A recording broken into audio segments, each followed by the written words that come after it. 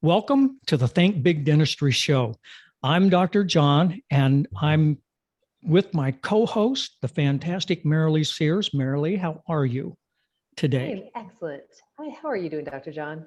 Yeah, I'm doing really well myself. It's the middle of February, and boy, we can almost smell spring in the air. We've had a very mild winter here in Kansas City, and today it's like 64, 65 degrees out. We've had maybe one or two snows that have accumulated total of about maybe 3 to 5 inches this year. We've had some really cold days, but they've come and they've gone real quick. So we have nothing to complain about here in Kansas City in the Midwest area. So what about your area, Marilee? We're having the same weather as you. We've had our warmest day in February in the last 27 years. I think it was like 62 degrees the other day. But you Wow. walk outside and you forget it's February. Yes. Oh, yeah. Pretty Yeah. nice because I'm sorry, where I'm at, Portland, Oregon, you expect it just to be gray and Yeah. rainy all throughout February. And so when you look outside and day after day, you're actually seeing the sun. You're like, where am I? What month Exactly. is it? Yeah. Yeah. And that's very true in my mind and in my wife's mind and with some of the people we visited with. We have really kind of forgotten that this is February and we can still have bad weather. It's, what, the 15th, 16th, Yeah. 16th. Yes. Yeah. And we can still have bad weather, but it's really awesome out right now. People have been outside and, just doing their walks, their bicycle rides, and whatever. Golf courses have been busy, and it's just fun. But it's the 1st of March for me, merely. When we hit that, it's like in my brain, it's springtime, and Awesome. yeah, and it's time. It's just energetic for me. It just infuses a bundle of energy in me, and I'm ready to go. I'm ready to rock and roll. So, It's hard for me to imagine a time when you're not ready to rock and roll, Dr. John. well, that's pretty much the case. I, kind of wake up in the morning and it's like, okay, let's get going. Let's do this thing. Um, and Exactly. I have to laugh at myself now that I'm retired at times because I do get up and it's kind of like, okay, no, I'm not going to the office today. What do I get to do? Oh, golly. Okay, let's figure this day out. And it's kind of like it's still so um, it's exciting for me to have my days open like that. But at times it just is a little throwback is like, okay, this is what I did for 42 years. I know. And we have to also clarify, you're retired from dentistry, but you are most definitely still helping dentists and practices. I mean, that's still a huge part of your life and It, why, but just as you said, the day in, day out going to the office, that's a huge yeah, change. That's a yeah, huge change. it is a big Yeah. change. And it's something that you definitely have to get used to, but I mean, you can fall into it pretty quickly. And Yeah. it's, I look forward to it. It doesn't it's, sound so bad. yeah, it's been it's a fun retirement so far, and that's I love doing the podcast and preparing for it and looking up the information, and I get to study a lot right now in things that I never ever had the opportunity to study and read up on, and I can dig deep in topics, and I really enjoy that. There's a challenge for me to learn certain things and really understand what's going on and what's happening, and that I've never had the opportunity to do it. And so I'm grateful for that. I find myself reading books after books after books and listening to podcasts and reading articles, and it's fun. It's fun. I It's pretty enjoy it. awesome. All the information's out there. And you've always been an avid learner. You just now have even more time that you can be more voracious about it. That's just awesome. Yeah, Well, I know that we were talking about goals before, Dr. John, and we're going to we're continue to talk about goals. But I asked Dr. John, I begged a little bit. I said, can we talk about something that's just really timely, right now? And if you're listening, I think that you can probably relate to what we're going to discuss today. yes, Which has to do with making sure that you have a team that is motivated, that is on board, that supports the practice. And early in 2022, I have to say, it feels like this is a struggle for a lot of offices, Dr. John, even offices who historically have had a fantastic camaraderie of the team, like a lot of cooperation. I think we're both seeing that where a lot of teams are a little bit divisive. yes, Um, Employee expectations are, dare I say, higher than ever before right now, because there is a limited workforce, and we're definitely always hearing how there's a lack of laborers, and so people are getting either on Facebook or into their study clubs, or just talking to friends and saying, hey, I hear that this other assistant is making $3 an hour more than I am. Oh, I hear that this hygienist who just graduated is making $4 more an hour than I am. And you hear kind of these people getting a little disgruntled, and it breaks apart. And then on the flip side, we're talking to doctors, and the doctors are saying, you know what, I would love to give my team the raises that they're asking for, that would meet the expectations of what's happening out there in the workforce. But my profits are still recovering, and January for a lot of offices was not a fantastic month. Yeah. Right. And so with their team members coming to and saying, hey, I want to talk about a raise right now, it's not necessarily the best time for a lot of offices. So I want to talk about how we can build a team and ways to do that are both really simple, really effective, and don't actually cost the office much of anything, but yet we find them working really, really well. Yeah. Marilee, you and I were talking beforehand, and, I'm working with an office here and there. And this, I have in particular this week, went down and did an in-office 6-hour, 7-hour in-office conference and evaluation, talking to staff people. And it really, this office is a very good office, and they have phenomenal potential, and they've reached some really awesome goals. But some goals have been set for this next year. And what we're experiencing is that there's 2 staff people that have developed their own little tandem team within the office, within the staff. And so there's the whole staff of 8, but then there's these 2 that have splintered off, and those 2 are creating a negative environment, and it's really affecting the other 6 people.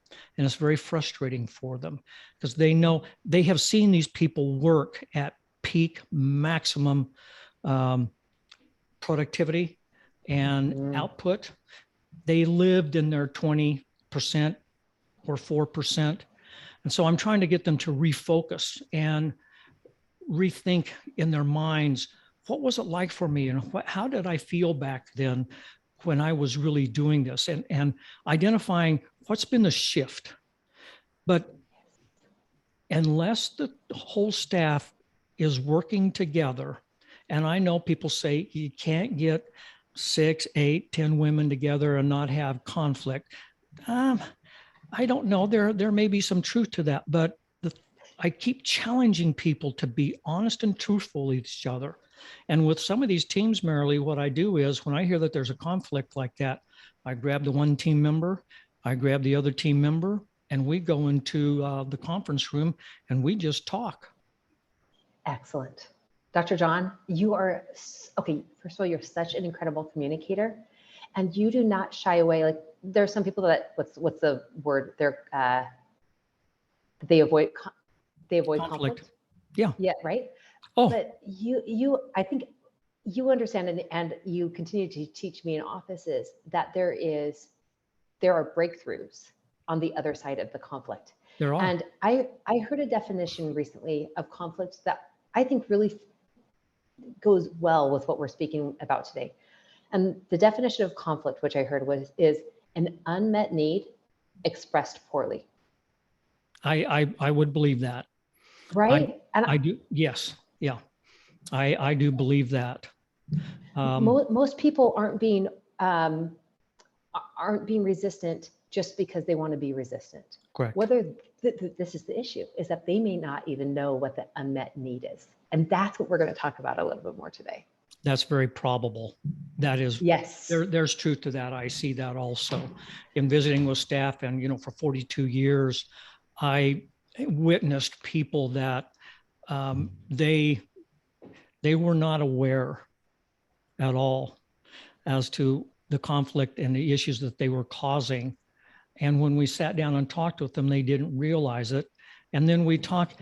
I'm one of these people, Marilee, that we've talked about it on other podcasts, is ask great questions. And so I just ask questions when I sit down like this. I get the 2 people and I say, share with me what you perceive as the issue or the problem that has splintered your friendship and relationship. Boom. And I lay it out there. No beating around the bush. No, I don't let people beat around the bush, Marilee. And the thing about it is you don't have to be ornery. You don't have to be mean. You don't have to be a villain to bring people together like this. It's not a time to sit them down and, point your finger and lecture at them like they're children. You approach them like adults and say, okay, here we are. What's happened to the friendship? What happened to the honeymoon that you were experiencing when you first came on board? Where has that gone? What happened? Share with me, both of you. I want to hear. And so I let them talk. Okay, and how long did you talk? How long did we talk? Yeah. We talk until they're exhausted with solving the issue. That's awesome. But and probably until they realize that they're going to, it's almost easier to face the issue straight on than to continue to just, avoid. Absolutely. Yeah. People spend so much time and energy in this. They go out of the circle of the group. And when they get out there, they spend so much time and energy talking negatively about someone or about the office in general or about the doctor or whatever. They spend so much time and energy with it that if they got rid of that, put it back into their performance, they're back into that 20%. And then again, we want to get people up to the 4%, and it can happen. It can happen, Marilee. Okay, so do you mind if we dive a little bit deeper into some ways that we can make it happen? And of course, Dr. John, I want your thoughts on each of these. But I'm going to share my screen for a minute because there's something that I think it might be kind of valuable to share. Let's share. So I'm going to share this. I'm hoping you guys will be able to see it here in just a minute. Dr. John, tell me in just a minute if you're able to see a waving bear. Oh, yeah. Okay, so you guys are gonna have to ignore Mr. Bean here on the side. Sorry, I couldn't find it without having Mr. Bean waving to the side. But if you'll see this waving bear, years ago, my son sent this to me when I was traveling one day. So he sent it to me one morning. Dr. John, I can't look at this waving bear without smiling because I remember my son sending it to me. And then also, it's pretty cute, right? It is. It's pretty cute. So one day, a few months ago, when I was talking to a dentist, I'll stop sharing this now. I was talking to a dentist who said, you know what, Mary, I don't know what to do. I have the assistant that I thought was going to be the assistant I wanted to retire with. And Beth was just the best assistant I've ever had. And for a year and a half, things have just been going so well. The last 2 or 3 months, though, something's different. I just don't know. I just don't know what's different. She said, I don't think she wants to be here anymore, which she said, I can probably give her a raise, probably not as much as she thinks she deserves. I know it's really hard to find a good assistant right now. I hear other dentists at the study clubs talking about how hard it is to find good team members. And she's like, I'm just really at a loss of what to do. So it was a Wednesday, had this conversation with this dentist about their assistant, Beth, and they only have this one. Beth is their main assistant, right? Yeah. And so I went to bed that night, Dr. John, and truthfully, as I'm like about to fall asleep, that waving bear came to my mind, and I was like, okay, there's something here. And I want to tell you the quick backstory about the waving bear, because I really thought it was, when I came home from my trip a number of years ago, my son told me about it. I said, thanks so much for that gift. It was really funny. I every morning I looked at that waving bear and it just made me smile. Yeah. And he said, there actually are a bunch of these bears in a park here in Washington. We live in Washington State. And they all wave at cars as they go by because they realize that the cars will give them bread, or they'll get more bread the more they're waving at the cars. Yes. Right. And I said, so do they teach the bears to wave? And he said, no, I guess the bears saw the people waving, and then so they kind of mimicked the people, and then the bears that waved the most got the most bread. So now all the bears wave. They just stand there at the fence waving all day long. Isn't it interesting how those bears trained those people in those cars? Yes. Dr. John, before I saw that, would I have ever thought about, I'm going to a park to feed a bunch of bears? No, I would be like, windows up, you know what I'm saying? Like, yep. But now, if I was going to that park, I'd be buying loaves of bread just so we could, that was waving at us, right? We used to take the bread to the parks to feed the ducks. Now we do the bears. Okay. Yeah, we do. We're amping it up a little bit. Yeah. Exactly. Yeah. And so the whole point is, the behavior that we reward, we get more of, Correct. right? And so oftentimes in practice, it's easy to say, no, it's not easy to say. It's our default to say, okay, what bonus can we give? Okay, what raise can we give? And I'm not here to say that those things are not useful and effective. But I also today, I want to talk about the reinforcements that we can give that don't necessarily revolve around money. Yeah. Because when we start to recognize how our team operates and what they value, and we can touch into that, when we can tap into the ways that our team really feels recognized, seen, appreciated, it's pretty awesome to see the changes that we have. And it's almost like, showing up to work one day with everybody just waving when you come in or waving when you leave. Like, there's a difference that comes in the office when people feel as though they're appreciated for being seen in the office and for what they bring to the office. Absolutely. And there's one thing I want to share, Marilee, real quick, that people that are listening, if you want to see the waving bear, we'll put this, I put these up on YouTube. And so you can go to Think Big Dentistry YouTube and see the waving bear. But that waving bear is a great example, Marilee, of the bear was training the people in the automobiles as to what to do and what he wanted. We train people how to treat us as individuals. And so if we don't like the way something's going in a relationship, what is our part in training that person to treat us the way that we are being treated? And if you don't like it, courage. The 4 C's again, Marilee, they come into place so much in life. And the first one, courage. Courage. because does anything else really matter if we don't have the courage to actually face it and to change? Yes. Yep. Yeah. Yep.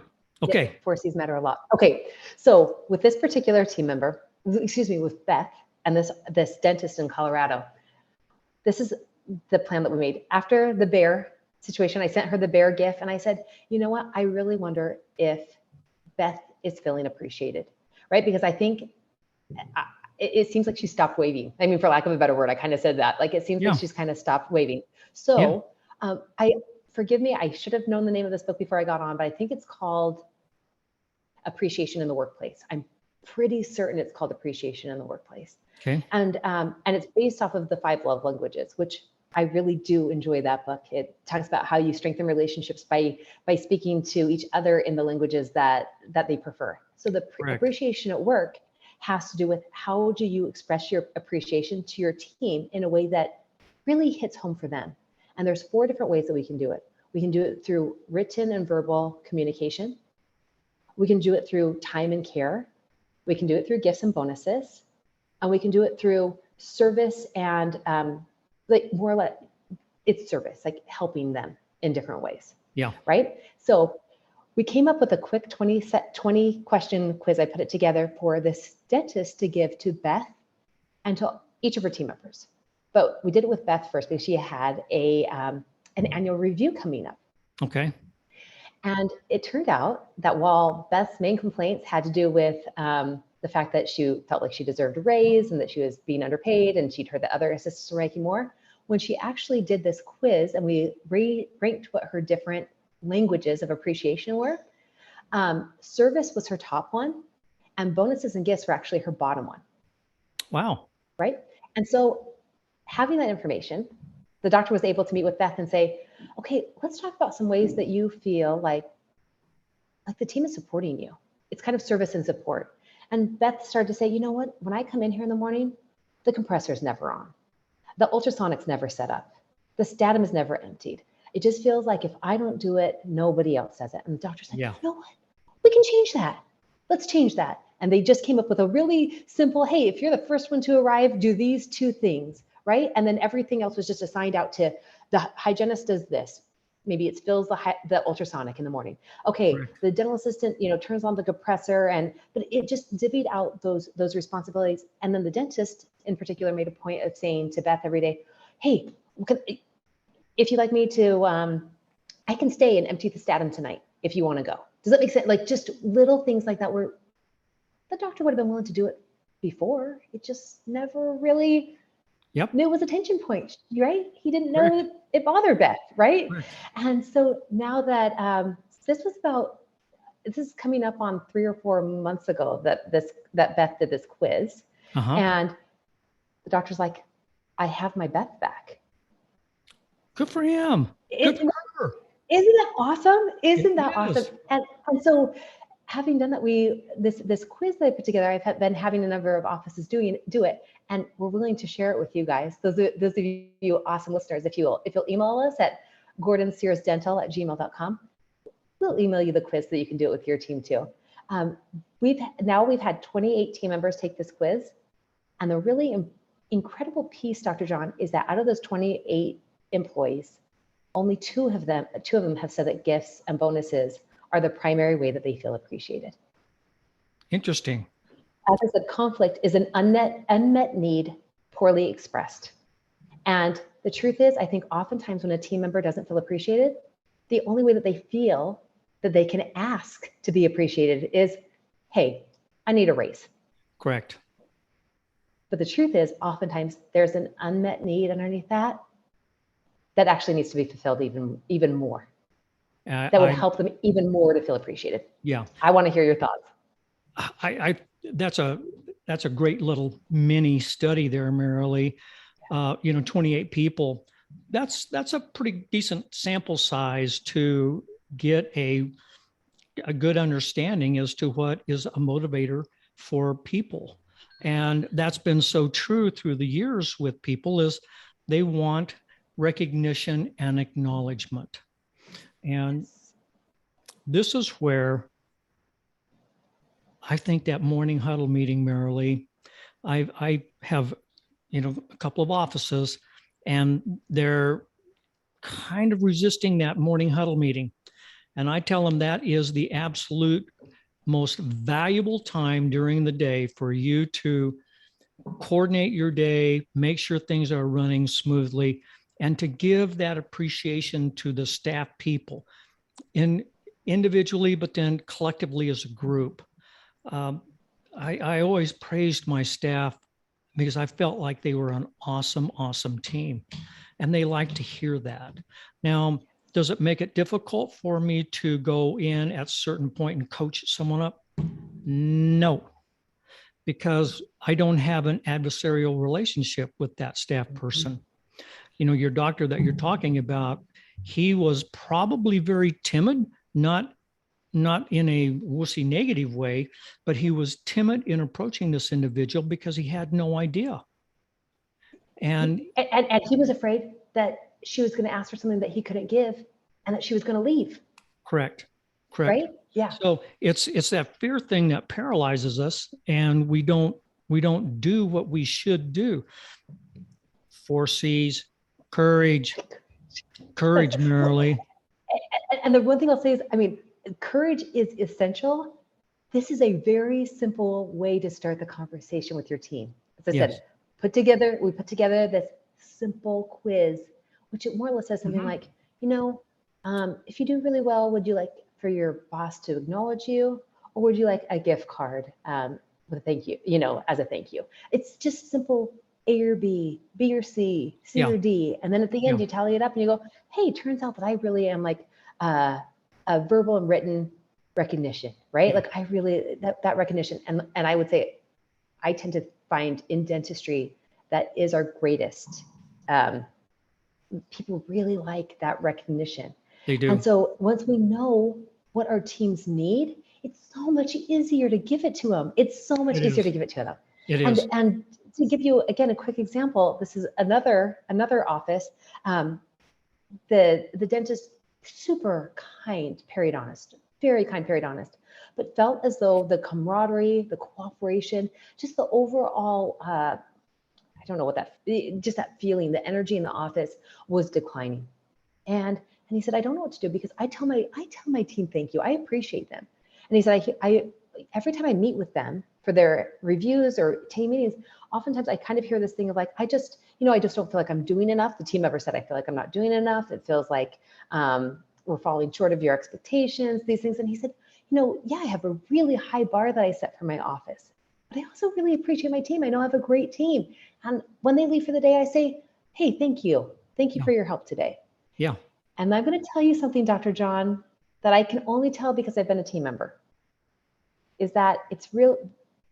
As the dentist, you can 100% mean that. But when we hear the same thing day in and day out, Yes. it's easy for us to go, not really. Yeah. You don't know the same. I dropped that Explorer today, and I could tell he was frustrated, and that room wasn't completely set up, and okay, like the repetitions sometimes, and I'm not trying to say this is okay, Correct. but it can make the team members can start to go, we almost become a little bit numb to those words of appreciation. So Yeah. this is the other advice that I give. The first advice is send us an email, get the quiz, take it with your team. It's a great conversation starter. It helps you to understand more of what your team actually needs. Yes. And here's the really good part too. You can say, well, what if they are really inspired by bonuses and goals and raises? What if I get one of those team members? Well, that's the perfect team member to have on your side when you're setting your goals, because that's what inspires them, Yes. right? Yeah. Yeah. Ask them first when you're setting these benchmarks. Hey, Marie, what do you think of that? Because Marie's the person who's inspired by goals and benchmarks and bonuses, Mm-hmm. right? Whereas the person who might be the most inspired by words of affirmation might go, oh, but if I fall short, he's going to be disappointed in me, Mm-hmm. right? So there's pros to no matter what people's language of affirmation is, Yeah. how they like to receive their appreciation. But the second part that I will say is, for those of you listening, first of all, get the quiz, take it with your team. Second of all, become very specific in the recognition that you give your team members. And Dr. John, I think you excel at this without even noticing it.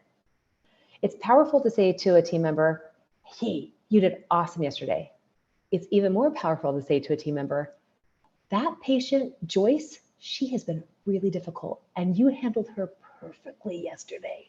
Yeah. That was awesome. Yeah. Right? Because they can't ignore that. No. And what I've found is that when we have a complaint with a team member, something that maybe didn't go well, oftentimes they get the specifics, right? Okay, so what happened with Joyce's treatment? How come she didn't schedule? Oh, okay, thanks for letting me know, right? Mm-hmm. Whereas oftentimes when we're complimenting our team, it's general. Hey, thanks for your help today. I would urge you you don't need to make your complaints less specific, but what I'm asking each of you to do is to make your recognition more specific, because then it becomes more impactful to your team members. And again, so many of those team members thrive off of that appreciation, thrive off of hearing that they're being recognized by someone that they respect and admire and who pays their paycheck. Yeah. Right? And you start to get more of those waving bears. Yep. And I think, part of the leadership that the dentist displays, part of that is being curious, find out what is the motivator, get this test, find out about it. Then with those results, be very creative in how you present them to. And I think that's what you're saying, Marilee, is that we present it the same way over and over again. They question your genuineness. I mean, you're you know what I'm saying. How authentic you're being. Yes, how genuine you're being. How genuine you are being with it. He said the same thing again that he did last week, and just over and over again. So be very creative in how you share recognition with them, and also be very specific with an individual when they've done well. But as far as the bonus thing, Marilee, I have this exact conversation with a dentist last week or the week before. I don't remember what, and he says, I don't want to give bonuses at times because I don't feel like the people deserve it. And not everybody's pushing. And it's the same on this.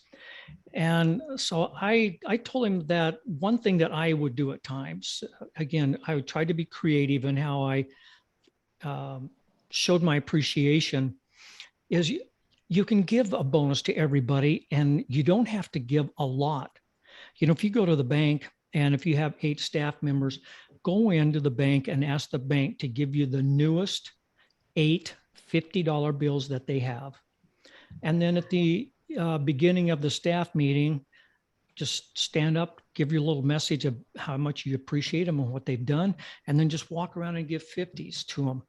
Now, I know that's $400, but it's the dividends that you receive from those people from just a crisp $50 bill will far outweigh that $400 that you just gave them. It's a message. And Dr. John, I love that so much. I get to share the team member's viewpoint. And do you know what would happen? What I would do, and personally what I feel like a number of team members would do with that crisp $50 bill is not only do we put it in our wallet, but we keep it for quite some time. And every time we're in our wallet and we're looking at that, we're remembering that Isn't we it were some, yeah. Oh, that's a great, Yep. yeah. It's I'm telling an object that recenters you. Yeah, I get that. exactly. I get that. We all That's have an awesome suggestion. we all have items in our life that we look at that bring back that that was an awesome moment in time. It recenters us. Mary and I were, let's see where we were at the other day. We were listening, I don't remember what it was, but over the intercom, they had really neat 60s music playing. And we stopped and looked at each other and I said, doesn't this throw back us in a time where we just really loved life, carefree? And she goes, yeah, it does. And so we love to link back. And so little reminders like that is a great way to do it, Marilee. And, you know, the topic of building the team, and I think what we're trying to really emphasize here is that if you don't have everybody pulling in the same direction with some degree of appreciation for each other, and if there's conflict, that will derail you very, very quickly and you will not reach your team goals, guaranteed. So many doctors present information to us, Marilee, substantiating that is that, you know, we haven't made our goals, we're not getting anywhere because we have some disruption in the practice because of staff. And here's where, again, we won't let the doctors off the hook with this leadership. It's their responsibility to look at this and be extremely curious about their team, find out what's going on, be creative in problem solving, and commit to the team concept and the team cultural growth. And if you doctors, you got to walk in every day with a smile on your face, and you got to be the leader. And that is not easy. I know that's a tough item. I lived it for 42 years. I know it's tough, but that's kind of what you signed up for. And I just won't let us off the hook. It starts from Thank you, Dr. John, because that's the truth, is it has to start from the top. There's no other way. Yes. But this is the really nice thing, is that the tipping point happens so much faster when it comes from the top. Yep. So much faster. Yep. And do you mind if I share one more thing? I don't want to interrupt you. You go right ahead. Go ahead. Okay. Celine Dion has this song that I think fits pretty well. It's called, I can't remember if it's the name of it, but the chorus says, "Don't save it all for Christmas Day." Yeah. Right. And the whole point is like, you know what? We feel these things for each other. We appreciate each other. We love each other. But, you know, sometimes like we only share those sentiments on Christmas Day. Yeah. I can tell you again, as a team member, the times that I've received, I'll try not to get emotional. The times that I've received the kindest messages, the most endearing conversations that I've had with some of my past employers has been when it is time for me to move on.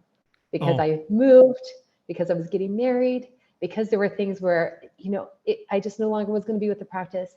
And sometimes I really felt like, man, I wish that I'd known that they felt that way when I was in the office. Yes. Oh, right? True. And so I'll kind of sum it up with, you know, don't save it all for the annual review, please. Yes. Please. And don't save it all for Christmas Day. Like I really like to encourage each of you listening. What if you set aside, okay, on Mondays, I compliment an assistant. On Tuesdays, I compliment a hygienist. On Wednesdays, I compliment a front office person. And on Thursday, I give myself a damn good pat on the back for being an amazing leader. Do you know You what I'm saying? betcha. Like, You and bet. it makes it really simple, but these are the simple ways that you can start to turn the culture of your office, Yeah. the energy of your office. Yeah. And so share the things that you appreciate with your team and share them often, because when you start doing that, guess what else happens? Other team members start sharing what they appreciate with each other. And Right. and you get less backbiting and more of, hey, Karen, how can I help you? Oh Yeah. my goodness, Mary, thank you so much for putting that in the, getting that sterilized for me. You get more of that. Yep.